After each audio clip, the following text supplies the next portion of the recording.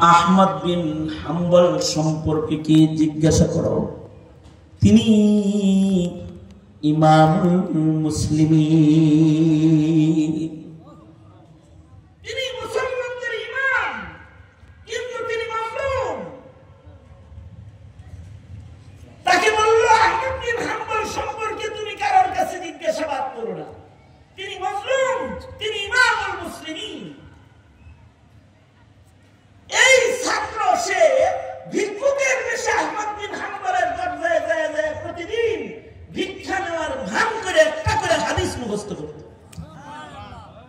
এক সময় এই মুহাদ্দিসের কাছেও শত শত হাদিস জমা হয়েছে। জালিমরা যুগে যুগে আলেমদের উপরেও জুলুম করেছে। ওই জালিমদের রক্ত যুগে যুগে কিয়ামত পর্যন্ত চলতে থাকবে। যেই জালিমের জুলমের রক্ত নমরুদ ও ফিরআউনের মধ্যে ছিল, যুগের জালিম রাজাদের ভেতরে ছিল, সেই রক্ত পর্যায়ক্রমে হাসিনার গায়ে ঢুকে পড়েছিল। এখানে শেখ হাসিনাও এদেশের আলেমদের উপর অত্যাচার করেছিল। জালিমের জুলুমের সীমানা বেশি দিন রয় না, কারণ রাজত্বের আসল মালিককে চিল্লায় আওয়াজ দিয়ে বলেন, আরো করে আওয়াজ করে বলেন, রাজত্বের মালিককে। সেই মালিক যিনি নমরুদকেও রাজত্ব বেশি দিন দেন নাই, সাদ্দাতের রাজত্ব কি স্থায়ী করেন নাই, ফিরআউনের রাজত্বকেও স্থায়ী করেন নাই। যুগের যত জালিমের আবির্ভাব হয়েছে, কারণ জুলমের রাজত্বকে তিনি স্থায়ী করেন নাই, হাসিনার জুলুমকেও স্থায়ী করেন নাই। দেখবে, বেঁচে থাকো, দেখবে মোদির রাজত্ব স্থায়ী নয়, চোখে দেখবে আমেরিকা খান খান হয়ে যাবে, ওদের রাজত্ব স্থায়ী নয়।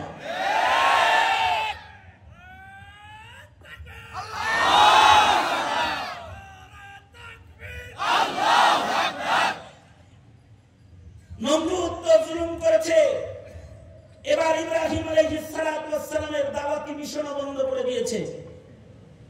নবীরা তো আসেনি দাওয়াতের জন্য, নবীদের জমিনে আগমন মাকসাদ দাওয়াতি ইসলাম, আল্লাহর দ্বীনকে কায়েম করা। নবীরা আল্লাহর দ্বীন কায়েমের শ্রেষ্ঠ কাফেলা। যুগে যুগে আল্লাহ তাআলা দ্বীন কায়েম করার জন্যই নবীদের প্রেরণ করেন। নবীদের কাছে দ্বীনের দাওয়াতের মূল্য জীবনের চাইতে কম না বেশি? আরো করে আওয়াজ করে বলেন। ইব্রাহিম আলাইহিস সালামের কাছে দ্বীন কায়েমের মূল্য, দাওয়াতের মূল্য, তাবলীগের মূল্য নিজের নিরাপদ জীবনের চাইতে কম না বেশি? ইব্রাহিম আলাইহিস সালাম ইরাদা করলেন এই ইরাকে থাকা যাবে না, এই নমরুদের রাজ্যে থাইকা দ্বীন কায়েম করা যাবে না, আমি আমার রবকে পাওয়ার জন্য হিজরত করি, এদেশ ছেড়ে দিই। ইব্রাহিম নবী হিজরত করলেন ফিলিস্তিনের দিকে। ইব্রাহিম আলাইহিস সালাম ফিলিস্তিন আসতেছেন। নমরুদের রাজত্বে দাওয়াতের কাজ করা যায় না, তাই মুহাজিরে ফিলিস্তিন হয়ে ইব্রাহিম আলাইহিস সালাম ফিলিস্তিনের দিকে রওনা করলেন। ইব্রাহিম নবী যখন হিজরত করতেছেন, প্রেমে পড়ছে সারা, সে বলে আমিও যাব, বিয়ে করে আমার নিয়ে দিব, আমি নমরুদের রাজ্যে থাকবো। ইব্রাহিম আলাইহিস সালাম বিপদে পড়ে বিবি সারাকে বিবাহ করলেন এবং বিবি সারাকে সাথে নিয়ে আল্লাহর খলিল ফিলিস্তিনের দিকে হিজরত করলেন। বাংলাদেশ থেকে যদি পাকিস্তান যাইতে চান পায়ে হাইটা, তাহলে হিন্দুস্তান হয়ে মোদির রাজ্য পাড়ি দিয়ে যেমন যাইতে হবে, ইব্রাহিম আলাইহিস সালাম ইরাক থেকে ফিলিস্তিন আসতে মাঝখানে কিছু জালিম রাজ্যের রাজাদের মুখোমুখি ওনার হতে হবে। পথ চলতে চলতে এক এলাকায় আসলেন, যেই রাজে একটা মুদি আছে। কি আছে? হ্যাঁ, ওই রাজ্যে একটা মুদি মার্কা জালিম আছে। ইব্রাহিম আলাইহিস সালাম ওই রাজ্যের উপর দিয়ে যাইতেছেন, তবে জালিম হইলেও তার ভেতরে কিছু শরাফত ছিল। সেটা হলো এই মধ্যে যদি ভাই বোন পরিচয় তার চোখের সামনে দিয়ে কেউ অতিক্রম করত, তাহলে সে তাদেরকে কিছু বলত।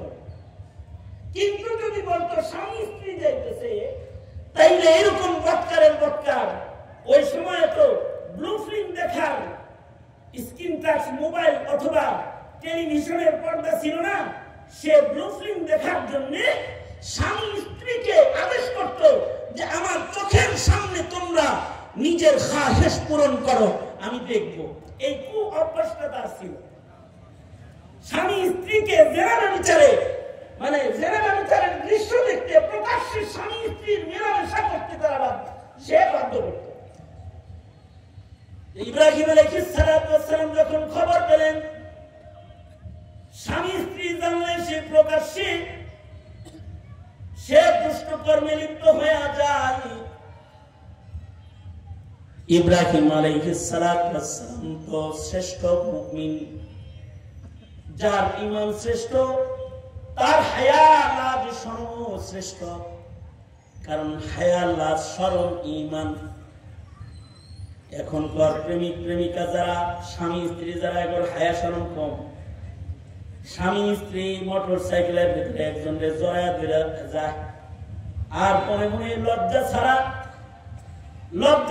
মনে মনে খুশির গান গায়, আমরা জামাইবু কেমনি নাচে নাচে তাই দেখো পাবলিক।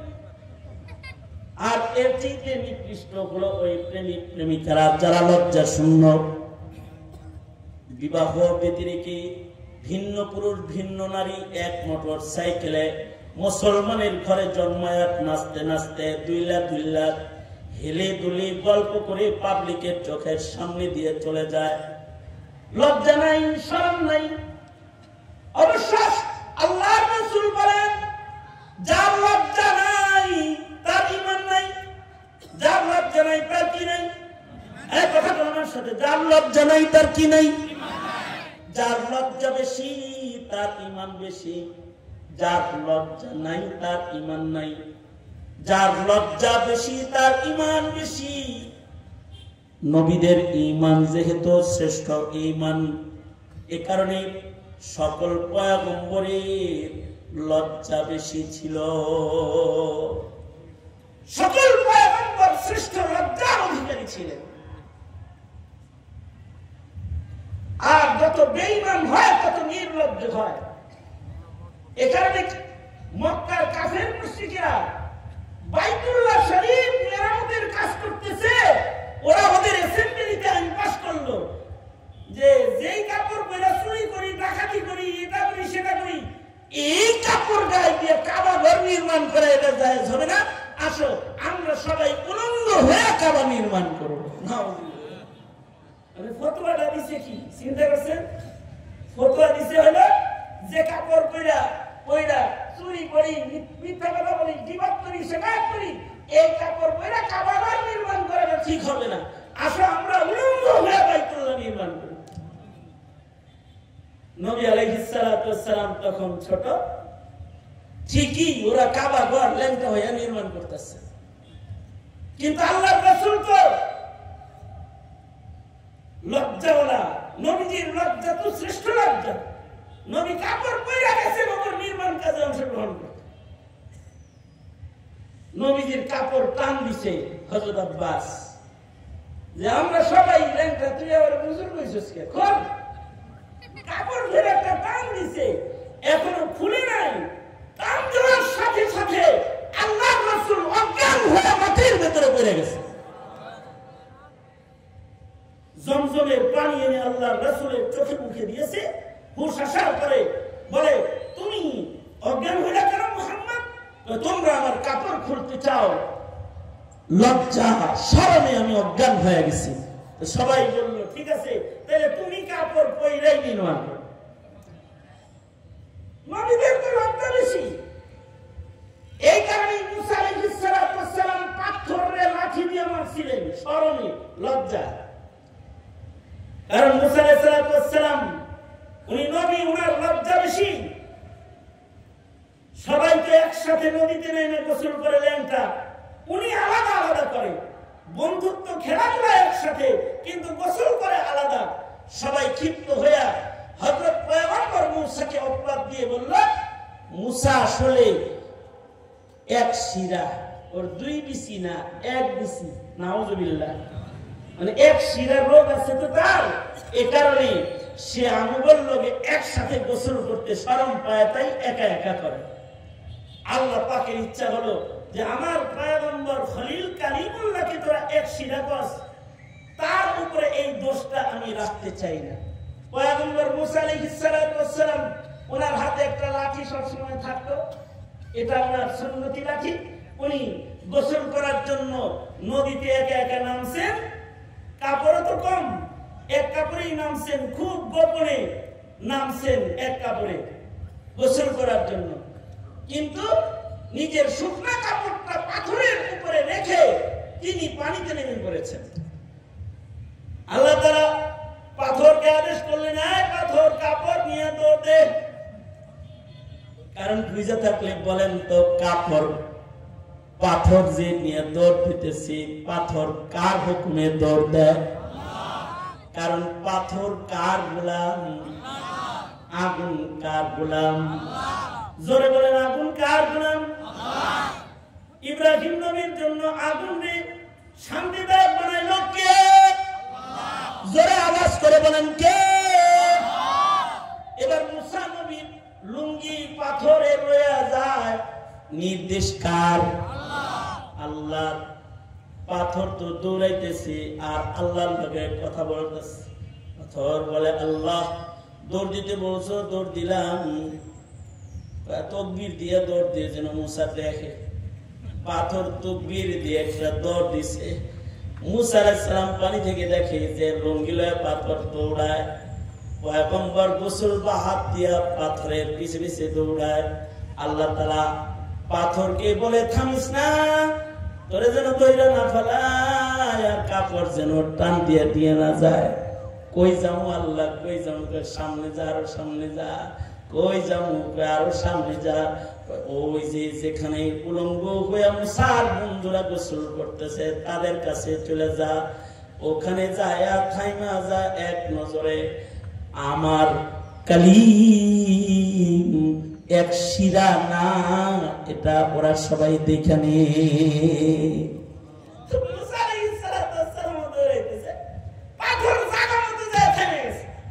সবাই হায় হায়, কারে কি বলছি রে? এদি আমাদের চিনি ভালো, কারে একশিরা বলছি এতদিন। আর পয়গম্বর লুঙ্গিটা টান দিয়ে উঠে কোমরে বান্ধাই, হাতে যে লাঠি ছিল, লাঠি দিয়ে পাথরে মারছে বাড়ি। কথা হলো, পাথরে যদি লাঠি দিয়ে বাড়ি মারে তাইলে তো লাঠি ভেঙে যাওয়ার কথা। কিন্তু আল্লাহ তাআলা পাথরকে বললেন, পাথর তুই নরম হয়ে যা। মুসা গুসা করে রাগ করতেছে, বাড়িগুলো পিঠে নিয়ে নে, লাঠি যেন ভেঙে না যায়। পয়গম্বর মুসা আলাইহিস সালাতু ওয়াস সালাম এই যে লাঠিরে পিটাইলেন, কারণ কি? ঈমান, লজ্জা। কি কারণে? লজ্জা। লজ্জা। আগের জমানার মানুষের কাপড় চোপড় এত বেশি ছিল না, সাহাবীদেরও কাপড় এত বেশি ছিল না। আমাদের তো জুতার অভাব নাই, লুঙ্গির অভাব নাই, পাঞ্জাবির অভাব নাই, টুপির অভাব নাই। কয় হুজুর এক এক দিন এক এক শার্ট পরি। গেঞ্জির অভাব নাই, এক এক দিন এক এক গেঞ্জি পরি। কিন্তু আগের যুগের মানুষের এত কাপড় ছিল না, নবীর সাহাবীদেরও বেশি কাপড় চোপড় ছিল না। বুখারী শরীফে আছে, একদিন আল্লাহর রাসূল বসে আছেন, এক মহিলা নবীজির কাছে আসছে। মহিলা নবীজির কাছে এসে বলে, পয়গম্বর আপনি আমারে বিয়ে করেন।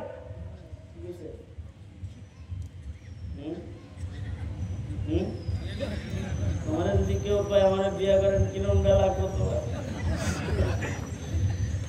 আল্লাহ রাসূল কি এসে বলে, পয়গম্বর আপনি আমাকে বিবাহ করেন? নবীজি বললেন, লা হাদাত লি, আমার এখন বিয়ের কোনো দরকার নেই। তার মানে নবীজি তো নিজের ইচ্ছায় বিবাহ করেন না। নাস্তিকরা নবীর বিয়ে নিয়েও সমালোচনা করে, কিন্তু আল্লাহ রাসূল সাল্লাল্লাহু আলাইহি ওয়াসাল্লাম যতগুলো বিবাহ করেছেন, প্রত্যেকটা বিবাহ নির্ধারণ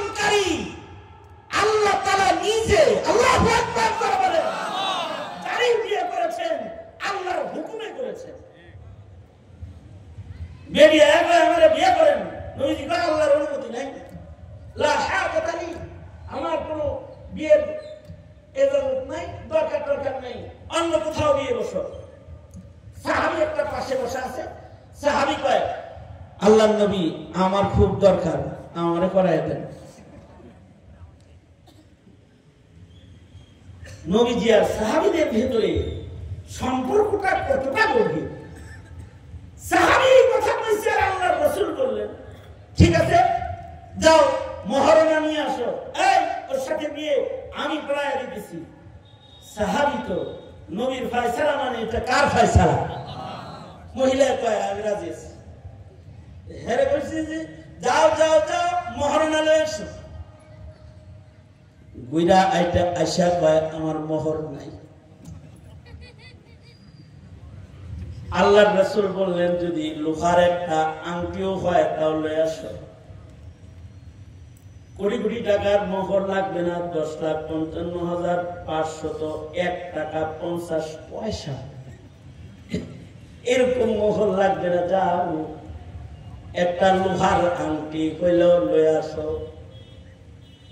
সাহাবী লোহার আংটির দাম আর কত? 2-4 পয়সা। সাহাবী লোহার আংটি আনার জন্য চলে গেছে, বেডি কিন্তু পাত্রী বসে রয়েছে, পাত্র আংটি আনতে গেছে, ঘুরা ঘুরা আয়া কয় নাই, আংটিও নাই। তা আল্লাহর রাসূল বললেন তাই বিয়ে করবি, মরনা কই কি দিয়া বিয়ে করব করে? সাহাবী তারা কয় লুঙ্গিটা দিয়ে দিই। আল্লাহর রাসূল সাথে সাথে হাসা দিয়া কয় লুঙ্গি যদি দিয়া দেশ তুই পরবি কি? আর মানে হলো হাদিসে বোঝা যায় সাহাবীর মাত্র একটা লুঙ্গি ছাড়া আর কোনো সামান নাই, কিন্তু ইনদাল্লাহ তারা অনেক বেশি দামি। যাই হোক নবীদেরও তো এরকম ছিল, ওনাদের তেমন কিছু ছিল না, একটা চাদর, একটা পিয়ালা, একটা বালিশ, নবীর সম্পদ। লজ্জা বেশি নবীদের, মুসা নবীর কাপড় কম কিন্তু লজ্জা অনেক বেশি। ইব্রাহিম আলাইহিস সালামের লজ্জা তো বেশি। জালিম রাজা এটা এই কাম করে, এটা উনি জানছেন, জাননা উনি নিজের বিবিকে বললেন আল মুসলিম আখুল মুসলিম, মুসলমান মুসলমান, ইমানদার ইমানদারের ভাই, তারা ভাই বোন।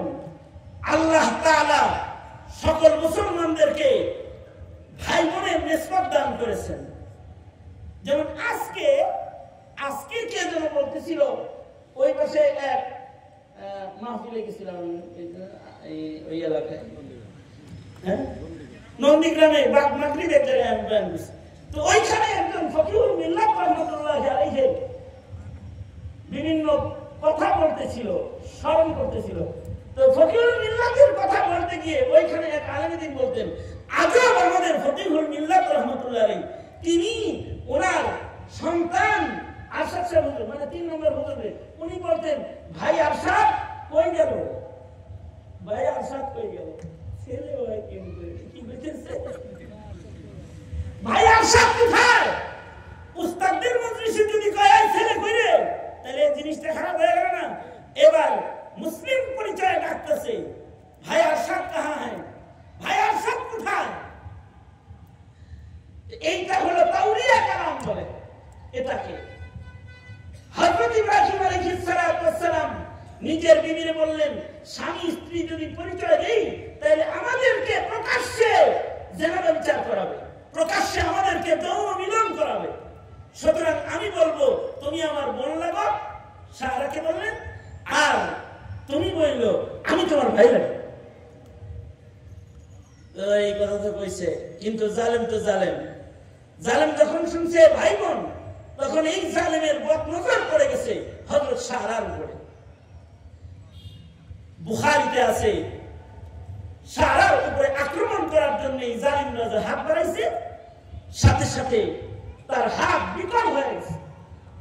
হযরত সারা দোয়া করছেন, বিবি সারা আবার হাত ভালো হয়ে গেছে, আবার বাড়াইছে, আবার পাকা হয়ে গেছে, আবার দোয়া করছেন ভালো ইব্রাহিম আলাইহিস সালাতু ওয়াস সালাম ক্ষিপ্ত হয়ে জালিম রাজার জন্য বদুয়ার জন্য হাত তুললেন। সাথে সাথে জালিমে আয়েশা ইব্রাহিম নবীর হাত ধরে কয়, তোমার বোর বদুয়াই বাঁচি না, আর তুমি যদি বদুয়া করো তাহলে আমি তো শেষ, আমি তোমার কাছে ভালো হয়ে যেতেছি, আমি এক আল্লাহর গোলাম হয়ে গেলাম, আমি ঈমান আনয়ন করলাম, তোমার দলে আমি যোগদান করলাম, আমার রাজ্যের সকলকে ঈমানের দাওয়াত দিলাম। ঐতিহাসিকরা লেখে গোটা রাজ্য ইসলাম কায়েম হয়ে গেছে।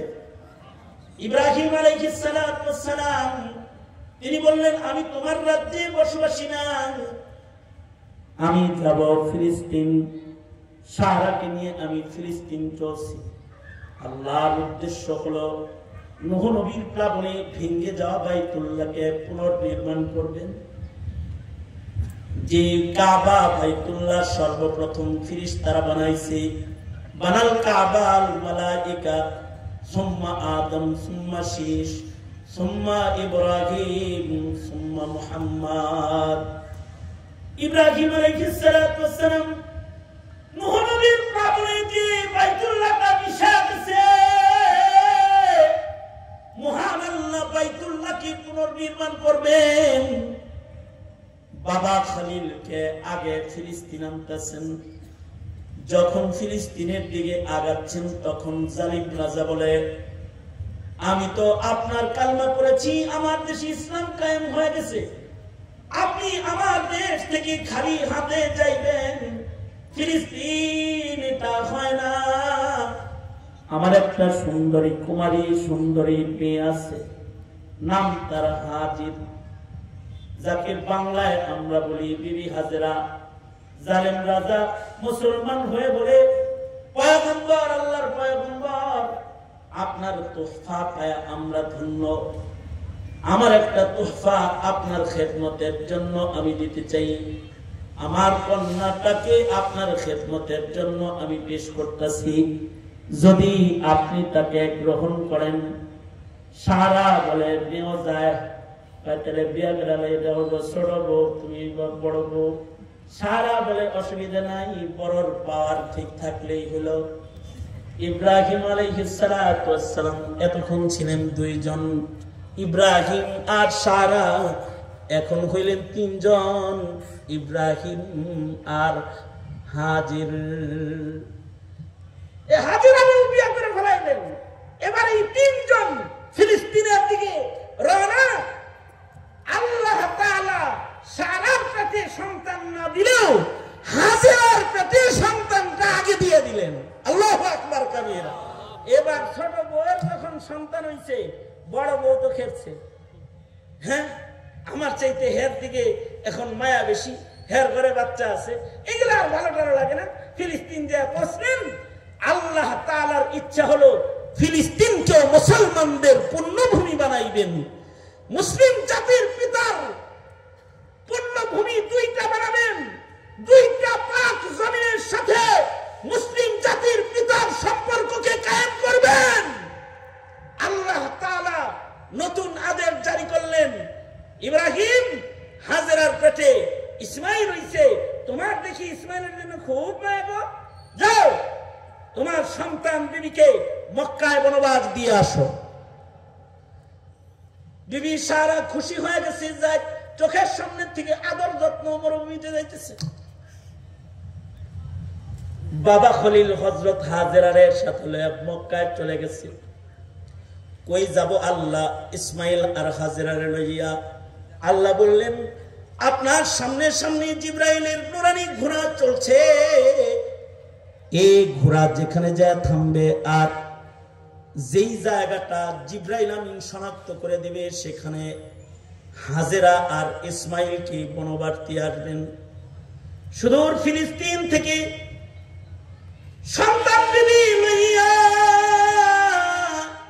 আল্লাহর খলিল গেলেন কাবা মক্কাতুল মুকাররমা, যেই মক্কা আল্লাহর পছন্দের জায়গা, যেই মক্কায় আল্লাহ তার পছন্দের খলিল রে পাঠাইবেন, যেই মক্কা আল্লাহ পাক আল্লাহর আরশ বরাবর করেছেন, যে মক্কাকে আল্লাহ তাআলা কিবলার ভূমি বানাইছেন, যেই মক্কাকে আল্লাহ তাআলার রহমতের জমিন বানাইছেন, এই মক্কার ভেঙ্গে যাওয়া হারিয়ে যাওয়া সেই রহমতের গাছটাকে পুনর্নির্মাণ করার জন্য আল্লাহর খলিলকে এবার মক্কায় পাঠিয়ে দিলেন।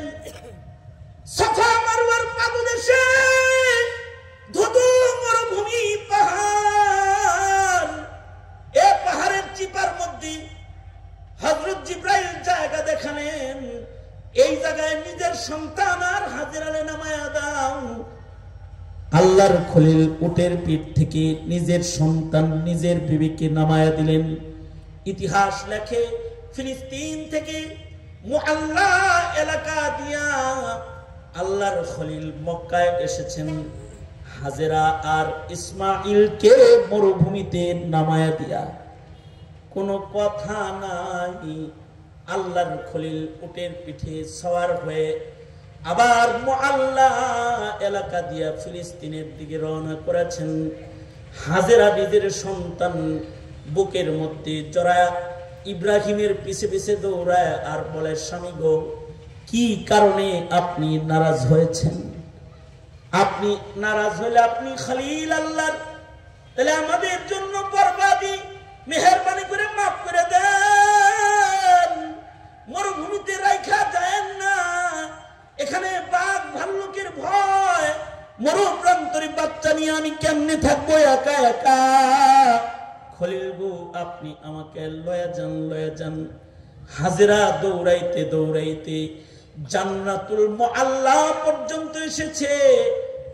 উঁচু জায়গার দিকে হাজেরা বাচ্চা নিয়ে পাগলের মতো দৌড়াইতেছে। আলা থেকে মুআল্লা, জায়গাটা উঁচু তাই মুআল্লা, আসফাল থেকে মেসফালা, কাবা থেকে জায়গাটা নিচু তাই মেসফালা। উপরের দিকে বাচ্চা কোলে নিয়ে হযরত হাজেরা দৌড়ে পেরেশান, কিন্তু খলিল থামে না, ঘোড়ার লাগাম চলতেছে আর খলিল আগায় যাইতেছে। হাজেরা পেছন থেকে দেখে বলে, খলিল আল্লাহর, আমার জন্য মায়া নাই হয়? আমার কোলে দেখেন চাঁদের মতো সন্তান আপনার ইসমাইল, একবার হলো সন্তানটারে এক নজর দেখে যান।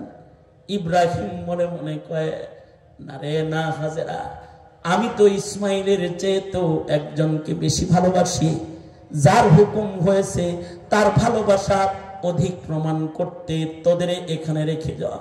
পিছনে আমি তাকাবো না, পিছনে তাকাইতে পারবো না।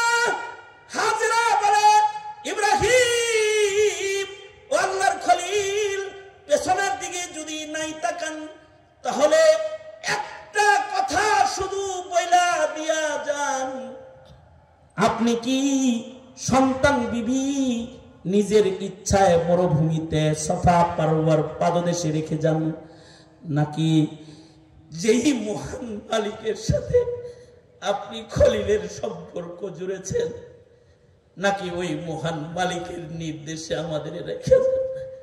শুধু এতটুকু কথা হাজেরারে বইলা দিয়া যান স্বামী। ইব্রাহিম তখনও কোনো কথা কয় না, শুধু শাহাদাত আঙ্গুলি আকাশের দিকে উঠায়া হাজেরারে বুঝাইয়া দিলেন, হাজেরা, আমি খলিলের ইচ্ছায় না, ওই রবের ইচ্ছাই তোমাদের রেখে যাচ্ছি।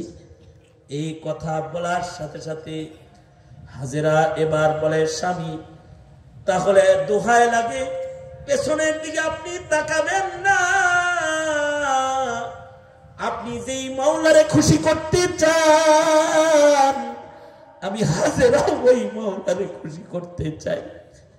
আপনি সামনের দিকে বাড়তে থাকেন, আমি ওয়াদা করতেছি আপনার আমানত ইসমাইল লইয়া আপনার নির্বাচিত জায়গায় আমি এখন গিয়ে বসে যাব। ততক্ষণ পর্যন্ত এই জায়গা থেকে আমি আর আপনার সন্তান আমরা এখান থেকে সরব না, যতক্ষণ না পর্যন্ত মহান আল্লাহর কোনো আদেশ না আসে। আপনার পক্ষ থেকে আপনার বিবি, আপনার সন্তান নতুন আদেশ আসার আগ পর্যন্ত ও জায়গায় লাব্বাইক লাব্বাইক বলতে থাকবো। এই হযরত হাজেরা আর ইসমাইল এখানে রয়ে গেলেন। কিছুদিন পরে কুরবানির নির্দেশ, ইসমাইলকে জবাই করো, খলিল ইসমাইলকে জবাই করো। আসল কথা হলো ইব্রাহিমকে যেমন আগুনে পুড়ায়া বানাইছেন, ইসমাইলকে ছুরির নিচে ফালায়া আশেক বানাইবেন। তো হযরত ইব্রাহিম সন্তান জবাই করতে আসলেন, ইব্রাহিমও পাশ করলো, লম্বা ইতিহাস, ইসমাইলও পাশ করলো। এবার বললেন ইব্রাহিম বাপ বেটা একজন মিস্ত্রি আর আরেকজন হলো যুগালি। সারা দুনিয়ার জন্য এখানে আমি কিবলা বানাইছি ফেরেশতাদের দ্বারায়, মাটি খনন করো আর বাবা আদমের বানানো পৃথিবীর পয়লা ঘরকে ইব্রাহিম নতুন করে পুনর্নির্মাণ করো। এই ইব্রাহিম আলাইহিস সালাতু ওয়াস সালাম মাটি খনন শুরু করলেন, কাবা নির্মাণ করলেন। এথায় দোয়া হলো মক্কার জন্য, ইসমাইলের আলের জন্য। দোয়া কবুল করে আল্লাহ তাআলা ইসমাইলের খানদানে মুহাম্মদুর রাসূলুল্লাহ সাল্লাল্লাহু আলাইহি ওয়াসাল্লামকে কবুল করলেন। ফিলিস্তিনে সারার হৃদয়ে বিরহের আগুন জ্বলছে। একদিন খলিলের হাত ধরে বলে, খলিল হাজেরাকে মক্কায় দিয়ে আসলেন। হাজেরার সন্তানের জন্য সেথায় কাবা নির্মিত হলো। হাজেরা কাবার ইমামের মা হলো। আমি কি কোন ইমামের মা হওয়ার যোগ্য না? ও আল্লাহর খলিল, আল্লাহকে বইলা এই ফিলিস্তিনে কি আমার ইসহাক যেটা আল্লাহ দান করছে তার জন্য একটা ঘর আল্লাহর কাছে চাওয়া যায় না? আপনি আল্লাহর খলিল, আপনি প্রত্যেক দোয়ার আগে কুরবানি করেন, আপনার দোয়া কবুল হয়। আপনি আল্লাহর কাছে আরেকটা বাইতুল্লাহ চান। এই ইব্রাহিম আলাইহিস সালাতু ওয়াস সালাম রবের কাছে আরেকটা বাইতুল্লাহ চাইলে আল্লাহ বললেন, ঠিক আছে, মক্কায় বানাইছো ইসমাইলের জন্য মসজিদুল হারাম, আর ইসহাকের জন্য তুমি খলিল আরেকটা ঘর বানাও যেটার নাম হবে মসজিদুল আকসা। আল্লাহ তাআলা ইব্রাহিমকে দিয়া নতুন আরেকটা কাবা বানাইলেন, যেই কাবার নাম মসজিদুল আকসা। সাহাবীরা জিজ্ঞাসা করে, ও আল্লাহর নবী, মসজিদুল হারাম আর মসজিদুল আকসার মাঝখানে কত বছরের ব্যবধান? আল্লাহর রাসূল বলে, কাবা ঘর নির্মাণের 40 বছর পরে মসজিদুল আকসা ইব্রাহিম বাবায় বানাইছে। মসজিদুল হারামি ইসমাইল আর মসজিদুল আকসা হলো ইসহাক। ইসহাক আলাইহিস সালাম মসজিদুল আকসার ইমাম। ওই দিক দিয়ে নবী পাঠানো বন্ধ করে ইসহাকের খানদানে নবী পাঠানো আল্লাহ তাআলা শুরু করেছে। ইসহাক নবীর পরে হাজার হাজার পয়গম্বর এই জমিনে আগমন করেছে।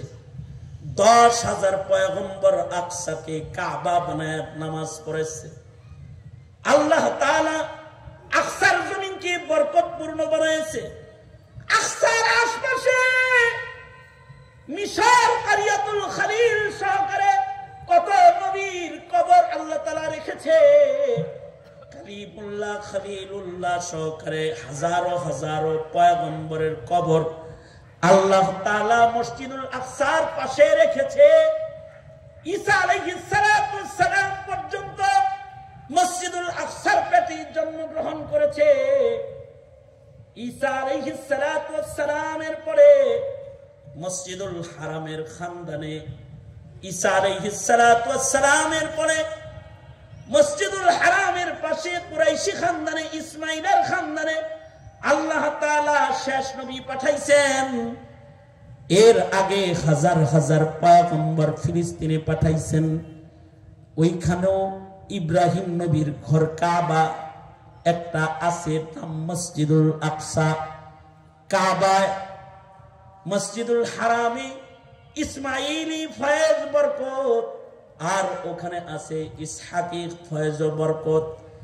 মুহাম্মদুর রাসূলুল্লাহ সাল্লাল্লাহু আলাইহি ওয়াসাল্লামকে মিরাজে নেওয়ার সময় আল্লাহ তাআলা উভয় কাবার বরকত দেওয়ার জন্য সুজা মসজিদুল হারাম থেকে নবীকে আকাশে না নিয়ে আল্লাহ তাআলা 1 মাসের পথ সফর করায়া মক্কা থেকে রাসূলকে আগে আকসায় নিলেন। আকসার আশপাশে সকল পয়গম্বরদের কবর আছে। দুনিয়ার যত পয়গম্বর এসেছে সকল পয়গম্বরকে আকসায় জমা কইরা আল্লাহ তাআলা আমার নবীকে ইমামুল মুরসালিন বানাইলেন, আকসার ইমাম বানাইলেন। নবী শুধু কাবার ইমাম না, নবী আকসার ইমাম। নবী শুধু সাধারণ মানুষের ইমাম না, নবী নবীদের ইমাম। সকল পয়গম্বরদেরকে মুসল্লি বানায়া আবার নবীকে ইমাম বানায়া মসজিদুল আকসায় নবীকে দিয়ে নামাজ পড়াইলেন। মিরাজের রাতে এই মসজিদের সাথে মুসলমানের ঘর, মুসলমানের কাবার সাথে, এই ঘরের সাথেও মুসলমানের সম্পর্ক কিয়ামত পর্যন্ত আল্লাহ তাআলা দুনিয়ার সব উম্মতদেরকে জানান দান করলেন। শুধুই তাই করলেন না, নবীজি হিজরত করে মদিনায় গেলেন। যা দেখে মুসা নবীর অনুসারী যারা তারা আকসার দিকে নামাজ পড়ে। আল্লাহ তাআলা তার বন্ধুকে মক্কা থেকে হিজরত করে মদিনায় নিয়া মদিনার বিবাদ এড়াতে আকসার দিকে 16 মাস 17 দিন নামাজ পড়ালেন। নবীজি আমার মদিনার থেকে লাগাতার 16 মাস 17 দিন 17 মাস 17 দিন অথবা 10 মাস 17 দিন আল্লাহর রাসূল মদিনার থেকে আকসার দিকে নামাজ পড়ে আকসাকে কিবলা বানায় 10,000 নবীর সাথে আমার নবী আকসাকেও কিবলা বানায় নামাজ পড়লেন। নবীজি তো মদিনার থেকে আকসার দিকে নামাজ পড়ে, কিন্তু ঐতিহাসিকদের কেউ কেউ কয় রাসূল আবার কখনো কখনো কাবার দিকে ফিরাও নামাজ পড়ে। একদিকে রাসূল নামাজ পড়ে আকসার দিকে, কিন্তু ঘরের ভেতরে নফল নামাজ দিলের শান্তির জন্য কখনো কখনো নবীজি হারামের দিকে পড়ে। কেউ কেউ বলে না, নবীজি কাবার দিকে দিল থাকে কিন্তু আকসার দিকে নামাজ পড়ে, আর ফাঁকে ফাঁকে নামাজ তো আকাশের দিকে চায়। কদ নারা তাকাল্লুবা ওয়াজহিকা ফিস সামা। আল্লাহ বলে, বন্ধুরে আপনি যে নামাজের ভিতরে আকাশের দিকে ফিরা ফিরা চান, বারে হ্যাঁ আমি কিন্তু দেখতেছি। অর্থাৎ আপনি চান কাবা আকসা না হয়ে যেন মসজিদুল হারাম কাবা হয়। মসজিদুল হারাম তো আগেরই কাবা।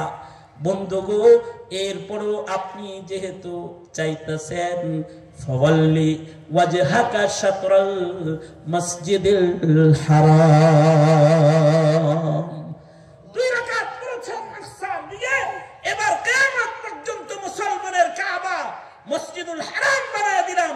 চেহারা ঘুরা ফেলেন মসজিদে কিবলাতাইন। ঘটনা ঘটে গেল। অর্থাৎ নবীকে 16 মাস নামাজ পড়ায়া মিরাজের রাতে নবীকে আকসায় নিয়া এই মুসলমান তোমাদেরকে জানান দিলেন আল্লাহ তাআলা, এ মুসলমানেরা তোরা যেমন মক্কার হিফাজত আর পাহারাদারির জিম্মাদার, তোরা তেমন আকসার হিফাজত ও পাহারাদারির জিম্মাদার। তোদের সম্পর্ক যেমন মক্কার সাথে আছে, তোদের সম্পর্ক আকসার সাথেও আছে।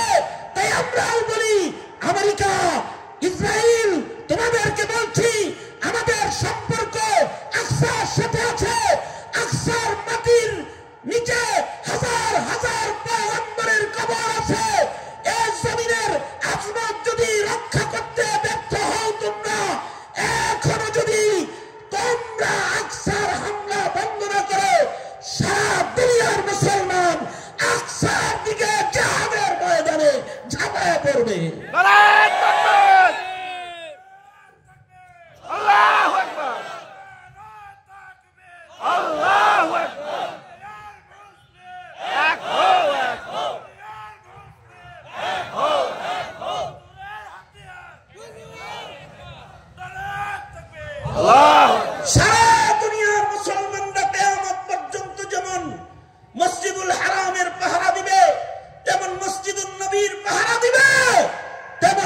মসজিদুল আকসার পাহারা দিবে। ঠিক কিনা যারা আওয়াজ করে বলেন।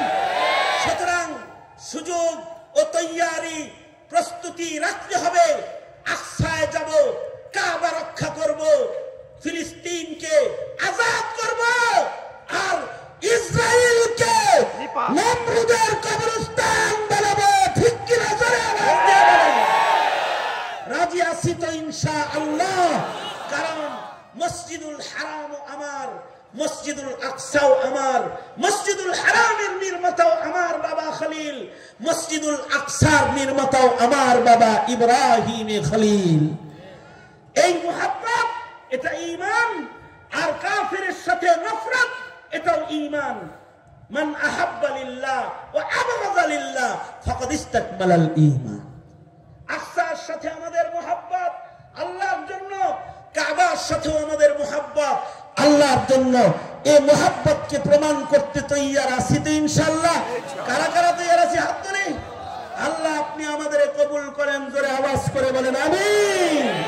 এই মজমাকে আল্লাহ তাআলা কবুল করেন, আমাদের সবাইকে আল্লাহ তাআলা কবুল করেন। আলহামদুলিল্লাহি রাব্বিল আলামিন, والصلاة والسلام على سيد الأنبياء والمرسلين محمد وعلى آله